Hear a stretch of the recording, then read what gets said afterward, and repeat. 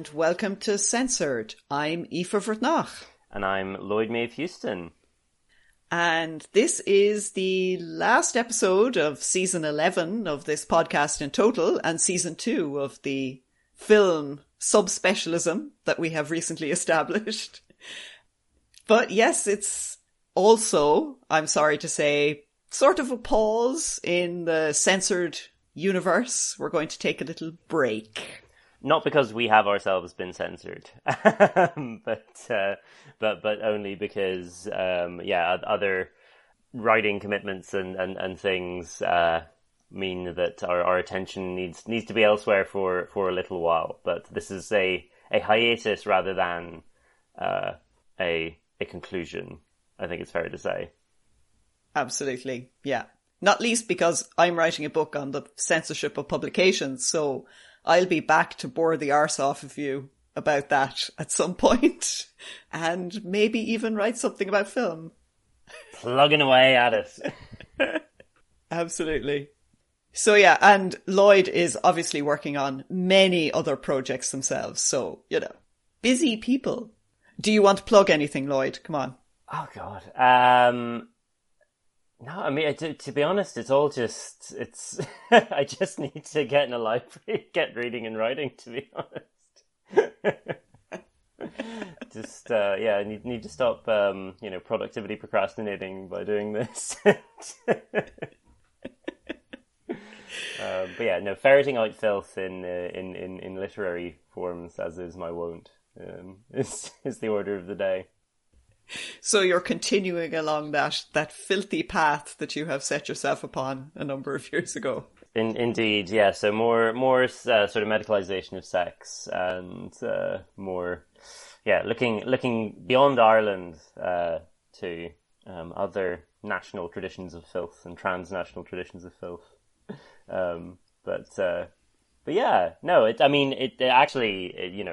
This whole undertaking has been interestingly productive for it. You know, it's introduced me to sort of people like Eleanor Glynn and, the filmography of Clairvaux and so on, and things that may well surface there. So it's certainly been enriching in ways beyond merely affording me opportunities to giggle brilliantly with your good self. I'd like to say thank you for joining me as co-host, because it was kind of lonely on my own just giggling about these things to myself, and you did make a great difference both to just keeping me company, but also some of the things you said have really, set off a few fireworks in my own brain. So I think you are contributing to my understanding of things in ways that I didn't expect either. Well, thank you so much.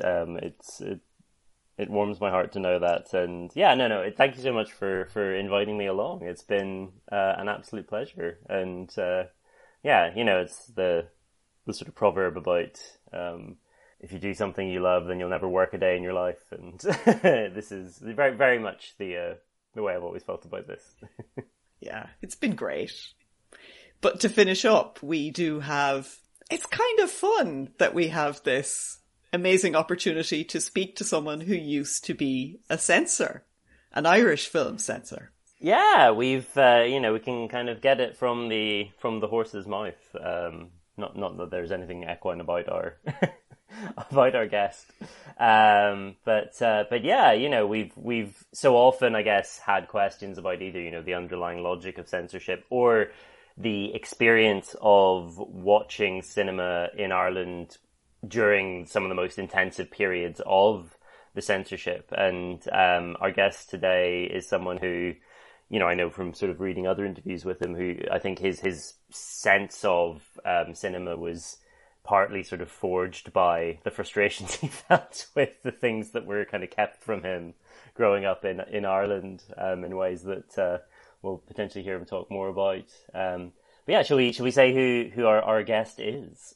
Yes, our magical mystery guest is John Kelleher, who was appointed film censor in 2003, but as a result of his reforms and his attempts to change the legislation, he left it as the film classifier. So he oversees a transition in the name and the function of the office, but he comes to the office with a very long pedigree in making film and television. He co-wrote the film Eat the Peach, which he also produced. He was involved in a lot of very well-known and very important drama and news productions in RTE, the national broadcaster, and he was also involved with TV3, an independent station. So he's kind of like done so much work before he ever gets to become film censor, then classifier. And I thought he would be a really interesting guest, and he was very kind enough to speak to us. Hi, John. Welcome to the podcast. Thank you for joining us.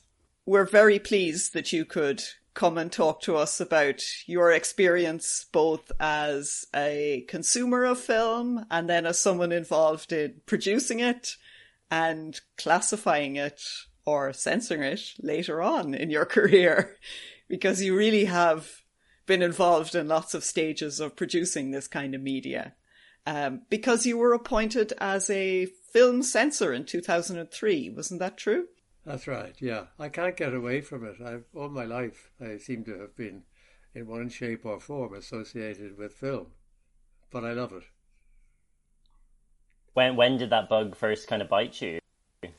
Not to get too biographical. I think I was about 3 years old. No, maybe a little bit later. But I always was fascinated by film and always wanted to go and see films, probably films that weren't appropriate for a little boy, but we used to try and sneak in if we could. And my brother, who was even younger than I was brilliant at it. He somehow managed to get in, whereas they looked at me maybe more askance. I don't know. I had a friend who was staying with us, and he went to a cinema.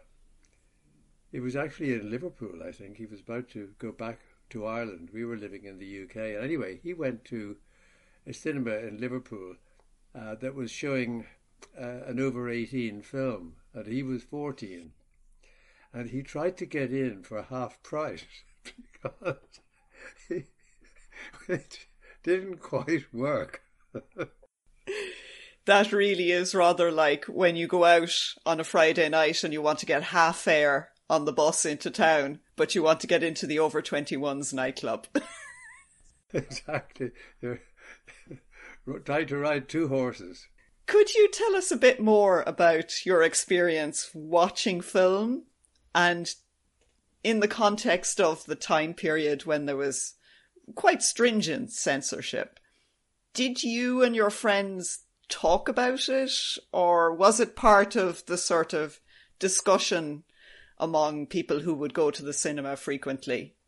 Oh yes, it certainly was. I mean, when I was in my, if you like, late teenage and early adult years, which would be your prime cinema going period. I mean, that is the main cinema going audience.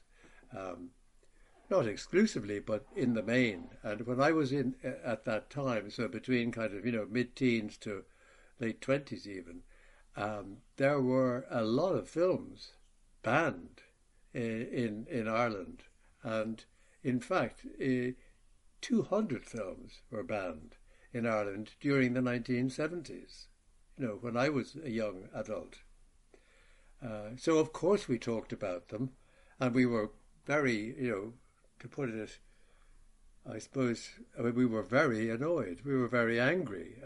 And sometimes we were able to go, to somewhere else, like London, and see a film that you couldn't see in Ireland. And that, you got a bit of satisfaction from that, and then boasting about it to friends, who hadn't been able to see it. But it was a real feature of growing up in Ireland at that time. And, being a young adult, but still unable to see. I mean, nowadays it's so, everything is so available. You can't even imagine a situation where you are precluded from seeing something.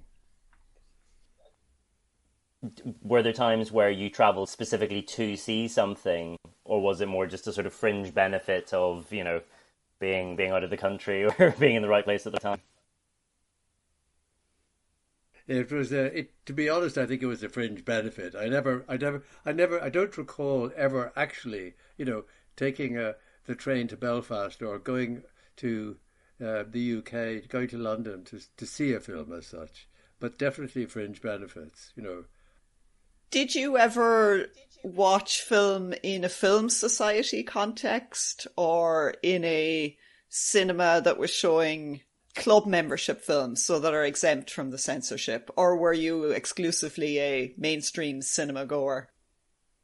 Oh no, I definitely watched. I mean, It was fortunate. I mean, it was sort of the precursor of the Irish Film Institute and other similar organisations.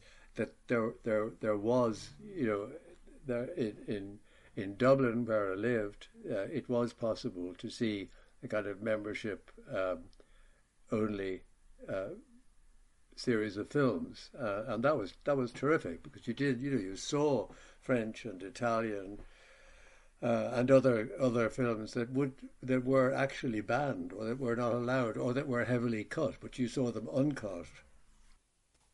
If you could talk a bit about how your own experiences of filmmaking and as a producer informed your approach to classification, if it did in meaningful ways. That's an interesting point, but in fact I don't think that they intersected much at all. I mean, if you made a film, you would obviously like it to get the appropriate classification. So if you wanted it to get the widest audience, you wouldn't want it to be an over 18 because that would obviously limit it. But it didn't really impact on your thinking because you were making whatever the film was. You weren't making it with a really close eye on the certificate. After you'd made it, I think it would become perhaps an issue. But I don't ever recall, or indeed any of my colleagues, being overly concerned at the time of making it.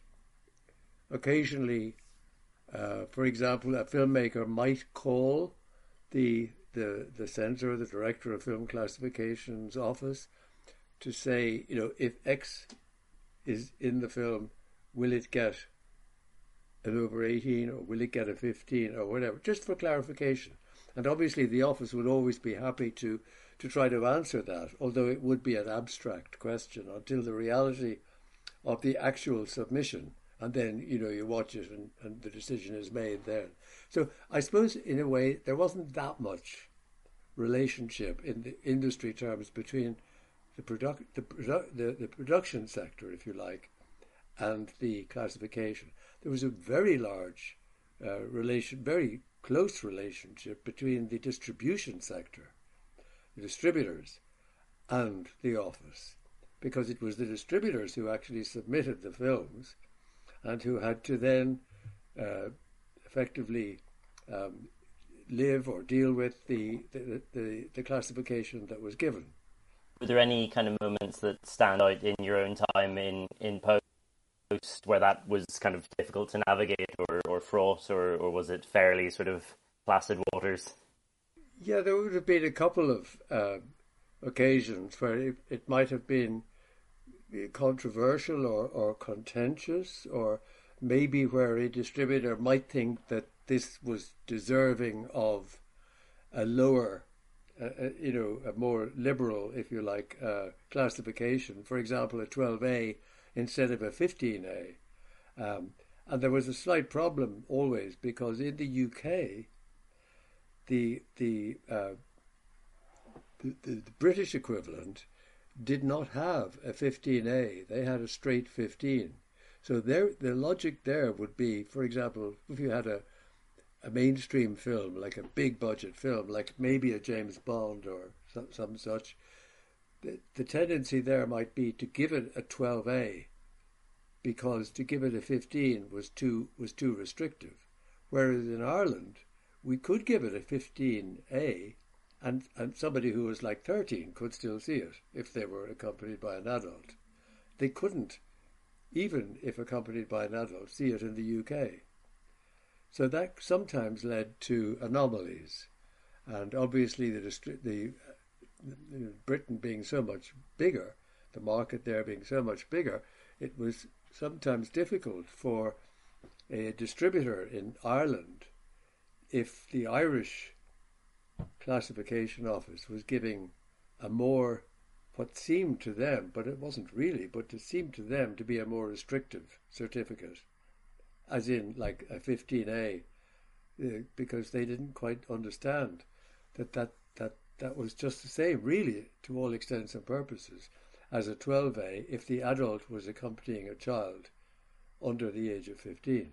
So, John, I was just wondering, why did you want to be the film censor classifier when you got the job?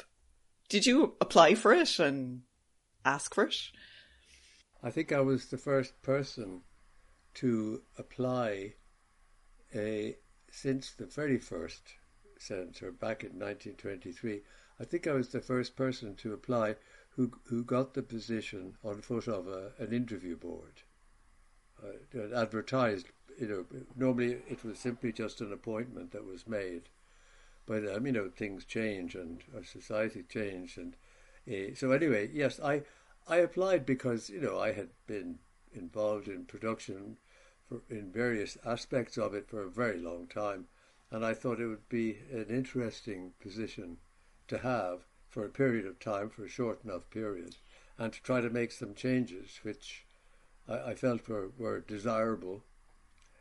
So yeah, that was really why I applied for it, and I really enjoyed the period and enjoyed being able to make the changes. So you did have a plan, sort of, before you got the job. You had theories and ideas. I had a plan, and I suppose at the interview I expressed it, and fortunately it didn't frighten the horses. They didn't think the plan was crazy. I mean, the plan was simple enough. It was to sort of modernize where modernizing was needed, to introduce, for example, a website, which was this is 20 years ago, and there hadn't been a website, but obviously there was a need for one, so I did that. One of the very first things was being able to get the name of the office changed, which in itself was symbolic and very, very significant, which was no longer was the word censor used. Classification became the order of the day. Luckily, the initials remained the same. So IFCO, which had been the Irish Film Censor's Office, simply became the Irish Film Classification Office. And there were a few other things as well. Extraordinarily, it was the case that despite all of the emphasis on what could be banned, things that were ostensibly causes of harm, to people in Irish society, like as specified in the legislation, blasphemy, obscenity, contrary to public morality, there had been over the 80 preceding years no reference in the legislation at all to children, to causing harm to children. And if you think about our society and the history of, the decades since independence and what in some cases happened to children in institutional abuse and so forth, that's really remarkable that the founding fathers didn't think to include causing harm to children. They saw film as being an evil thing, cinema, the sin, a place of sin in cinema, but they didn't think about kids or about children. So it was with some satisfaction that we were able to get that resolved. And in the 2008 Act, which was an amending act, for the first time since 1923, there was inputted a reference to causing harm to children. That does seem remarkable when you think about it in the context of current debates about media consumption. We're always trying to work out how it might affect children and viewers who are too young for content. Do you think that they hadn't included children because they just perceive cinema to be so contaminating for everybody rather than differentiating? Exactly. I think that's absolutely right. I mean, they did, there was no distinction made for the first 40 or 50 years between adults and children. The censors of the day were actually making their decisions, cutting or banning or allowing, for adults. Um, so a 30-year-old was treated in the same way as a 10-year-old was, which is absolutely ridiculous. Yes, it led to some egregious decisions, all right. Very egregious. Can you tell me, just going back to your time watching films, was there one particular cut or ban that really stuck in your mind as a cinema goer, like one where you were really raging? I think possibly more. Probably caused more amusement than rage, though a bit of both, perhaps. I mean, there were certain decisions, like Casablanca was before my time, but looking back at it, I mean, it was an extraordinary decision in a way. The Graduate with Dustin Hoffman and Anne Bancroft, that was very much in my time. I was in my early 20s, when that came out, and it was actually initially banned by the censor in the late 60s, but it was on appeal. It was allowed in, if you like, but with extraordinary cuts that, among other things, completely bewildered the Irish audience, who would not have known, if you saw the Graduate in the cinema, you would not have known that Mrs. Robinson seduced the Dustin Hoffman character Benjamin. You would not know that, and that's at the core of the film. So the Irish audience would have thought they were just having a chat and a cup of tea. They wouldn't have known, that she got him up to the bedroom. Yeah, it's such a terrible thing to have done to that film, because that's the story of the film. Exactly. And Casablanca, okay, much earlier, obviously. Casablanca, incidentally, was initially banned because of the emergency. The war, World War II, was going on. Ireland was neutral, ostensibly neutral. And under the Emergency Powers Act, it was precluded. The film was precluded because it was seen to be not to be partial, not to be impartial, and it was seen to be pro-allies, if you like, and anti Germany, which of course it was. But so it wasn't allowed in. But then 2 years later, that was 1943. At 1945, when the war ended and our neutrality was effectively over, it was resubmitted by the distributor, and again, this time it was allowed in, but with extensive cuts. And among the cuts was the fact that the Irish audience, again, the long-suffering Irish audience, was precluded from knowing that there had been a romance in Paris between the Humphrey Bogart character, Rick, and the Ingrid Bergman character. The line, in fact, "We'll always have Paris," meant absolutely nothing, because they hadn't had Paris as far as Irish audiences were concerned.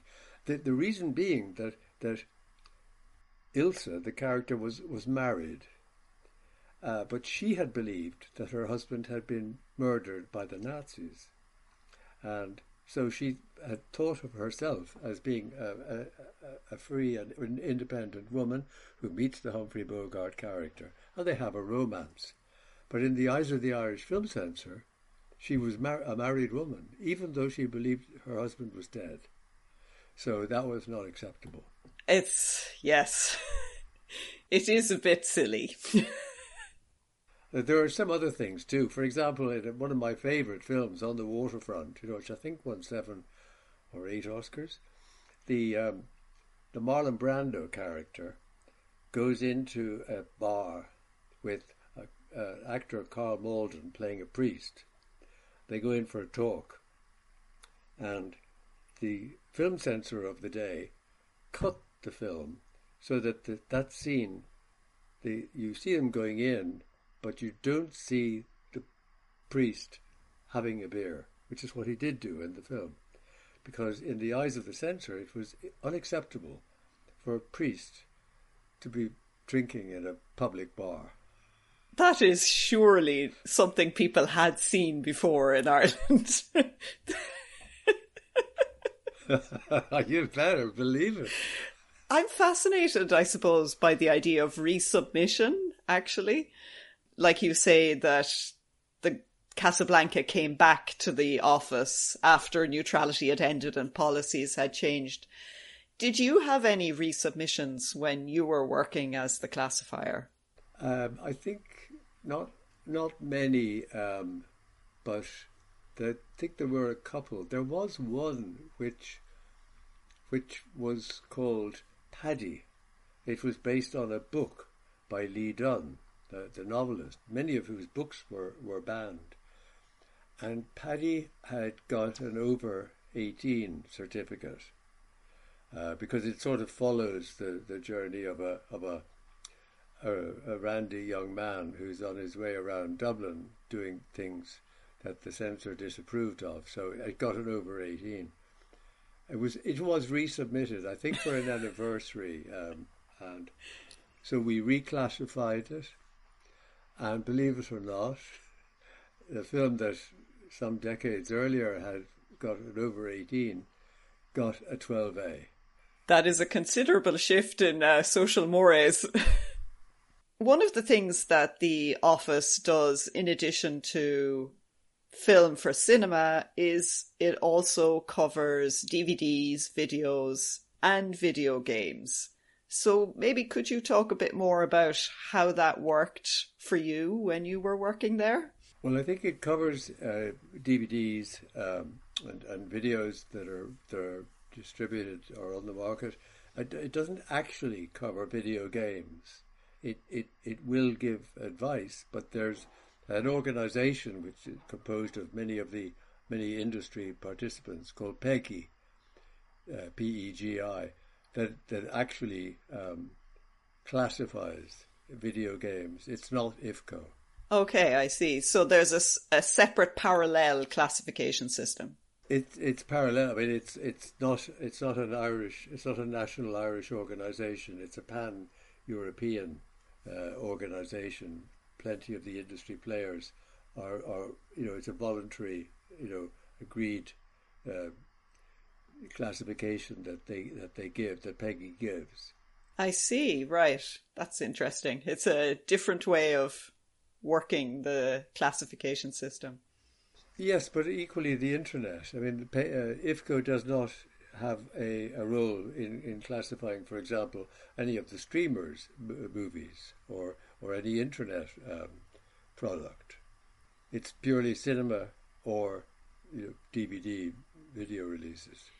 Did you find that a lot of your work when you were there was confined to video and DVD, or was it cinema to DVD? I mean, was there a distinction between the material that you were looking at? Oh, well, I suppose at any given week, during the time that I was there would be every single week, there would be maybe 5 or 6 cinema releases. And then there would also be, video at that time was at its height, there would be maybe, 20 or 30 or 40 DVDs submitted.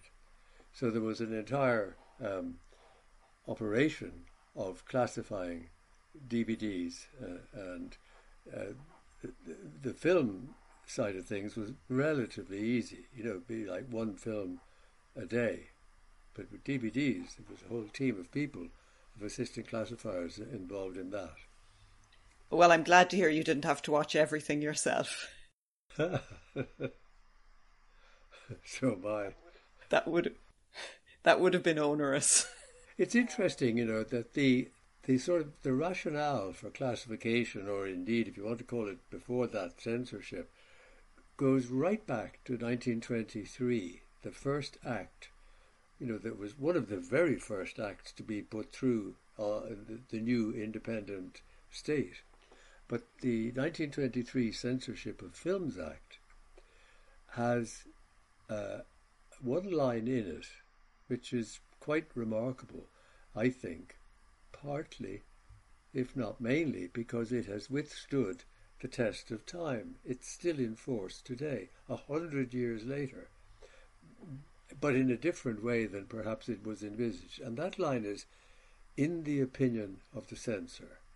So the legislation said, if, in the opinion of the censor, a film is contrary to public morality, or it's blasphemous, or it's obscene, or whatever, there were always men, he can cut it or ban it.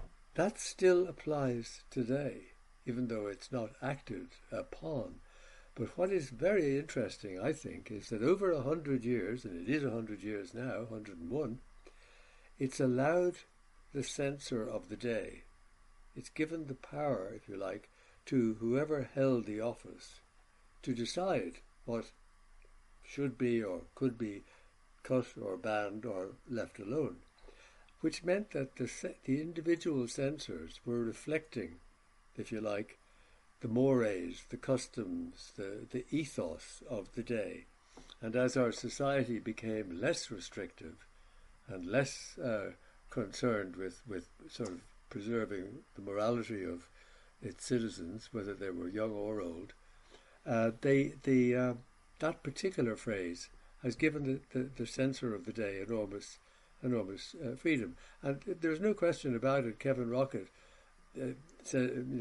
addresses this in his excellent book, that the history of Irish censorship reflects, it mirrors the history of the state, the social and the cultural, the political, economic history. As we changed, as we liberalised, as huge changes that we've seen came about, so too did the office. It reflected those. It never, in my view, led. It never said, this must change. That wasn't its role. Its role was, in fact, to sort of follow and to reflect, and it did. Do you worry sometimes that some of the earlier censors might have maybe held things back a little bit? I know what you mean by leading, but maybe that things could have moved a little quicker. Oh, totally. I think there's no question about that. I mean, the first censor, James Montgomery, who was a very witty man and an intelligent, articulate man, I think he banned 1,000 films. 1,000 films, but not one of which, not a single one of which would be banned or cut or attract any adverse attention today. And the early censors, the first 3 or 4 of them, were immensely strict, mostly from the point of view of Catholic morality. They saw themselves as moral guardians. They saw the cinema as a place, as I say, of sin, and people were to be protected. And some of the decisions were, to be frank about it, some of the decisions were ludicrous. Like James Montgomery thought that any part of a woman's body that was displayed below the neck, like an arm or a wrist or an ankle, that was nudity for him. Yes, which is... I see that you're shocked by that. Well, below the neck. They didn't have to conceal their heads or their faces. Well, at least they were allowed some acting ability. Exactly. So obviously we've just passed, and one of the things that kind of set in motion this podcast itself was the centenary of the passage of the Censorship of Films Act. So I suppose I wondered if you had any thoughts about where the office stands today, either relative to that kind of starting point or in terms of how it currently operates, full stop. I think it would certainly be true to say that it's a very different place today than the office of James Montgomery and the early censors, who were literally cutting and banning all around them. It's now called, for example, the classification office, and that's what it does. It classifies. It doesn't ban. I mean, we used to say in my time that we went from being guard dog to guide dog. and if you like, or from stop sign to signpost. If you like metaphors, we can give you a few more if you like, but those do reflect the change, and the fact that today IFCO it's basically there for the public and particularly for parents, to advise parents as to what might be the age-related classification suitable. And parents know that the research, they do a lot of research, and this is corroborated by all of the research findings, that parents and the public want to know, from the point of view of, if you like, consumer advice. That's what it basically is. If you look at the website, it's giving a range of feedback on a film. It may say this film contains violence, but not particularly realistic or gratuitous, or this film contains scenes that may offend people of all ages, not just will be unsuitable for children. So it's basically helpful, constructive consumer advice. I'm really pleased and happy to have been a part of introducing that and helping to make move in that direction. And that's what it does today. One thing also that sort of strikes me about the way things operate, we just recorded an episode where we were reading sort of reports from both IFCO and the BBFC. And yeah, that spirit of sort of transparency and openness and a desire to kind of, engage the public and communicate, being sort of, I guess, relatively novel compared to some previous iterations. Was there anything in particular that sort of drove that shift, or was that part of sort of changes you wanted to implement? I think it was basically driven by a mixture of common sense, a changing society, a realization, that there shouldn't be, a man sitting in a room, deciding what adults in our society are going to watch. That's in today's world, that's not really acceptable. So it's taking from there the fact that adults should be free to decide for themselves what they would like to see. The emphasis then switches, of course, to children, and that's where IFCO's main role is in terms of that consumer advice that it gives to parents for their children. So I think it's a combination of factors. Speaking of sort of younger people, I know that unlike the BBFC, IFCO doesn't have a sort of full purview over video games. I think kind of, PEGI it sort of is deferred to. But I know there's some instances where you were asked to make decisions about games. And as someone who occasionally plays video games myself, I was intrigued by your experience with that medium and what that logistically looked like for you. I didn't have a great deal of experience of it, but as you say, I think, from time to time, advice might be sought, but it was only advice because there was no sanction.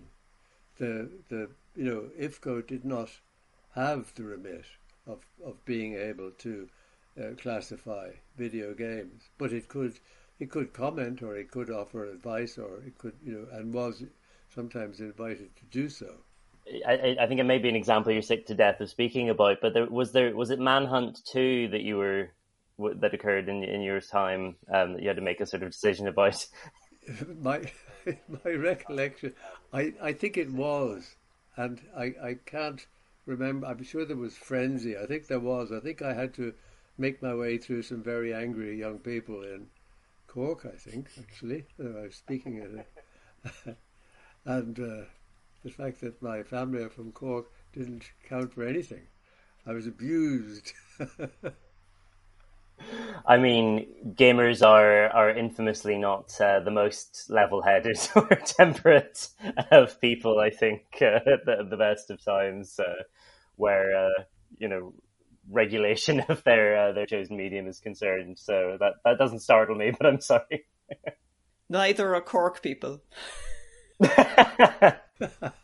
Have we talked at all about your interactions with sort of your predecessors in the role? Like, is there, what was there a sense of sort of solidarity between and among censors and classifiers, or what was your experience of it fairly sort of discreet? Well, I think one's experience really was, if at all, was with the immediate predecessor, because obviously, several people died in office, so I wouldn't have, I knew my predecessor, who was Seamus Smith, very well, and Seamus played a part in liberalising. Like, he held the office, I think, for quite a while, from 1986 to 2003, and Seamus firmly believed, like myself, he was from the business, he was from the industry, he believed that it was not his job to cut films, it was the director's job to cut a film, and let's leave it to the director. And that was completely an alien concept to the early censors, who felt that it was their job to cut it, and they did. Some of them even changed the titles of films. Are there any that stick out in your mind as in terms of those sorts of substitutions? Richard Hayes, who was the person who followed James Montgomery, so he was the second film censor, and he would have been in the 40s, in the 1940s. And he wasn't just content with cutting or banning the films that were submitted to him. He took it on himself to actually change the titles of several of the films. So you have a movie called I Want a Divorce. That wasn't acceptable. That became The Tragedy of Divorce. Honeymoon for Three, he found a very questionable title, and he called it Easy to Love. Married Bachelor was retitled A Bachelor Looks at Marriage. And The Night Before the Divorce became The Night Before. And here's one now. This is like, figure this one out. Misbehaving Husbands. He retitled that Henry Goes Haywire. I mean, The Night Before has a sort of evocative openness that perhaps is more appealing, but the word divorce was completely unacceptable, unless you call it the tragedy of divorce. I like The Bachelor Looks at Marriage. I don't understand. Like, that's such a weird title. Has sort of oddly anthropological character to it. Yes. Even in classic movies, like in Gone with the Wind, I think the censor made 13 cuts. Anything to do, even remotely to do with sex, had to go. So childbirth was associated with sex. You couldn't show that, or you couldn't show a pregnant woman, because you had to think, how did she get pregnant? Aha, gotta go. Even if people were married, they couldn't be pregnant. Exactly. You couldn't see them in bed, for example. Mad. Different times, I think that's what, is. Those were different times. They were very different times. And those men, they were, as I said, all men. They were simply reflecting the prevailing ethos of the world in which they lived at that time. Mercifully, thankfully, things have changed. Thanks in part to people like you who decided they had to change. You mean bringing in all this filth? Corrupting morals. Congratulations, everyone. Thank you so much, John. It's been wonderful. Oh, you're most welcome. Most welcome. Thank you so much.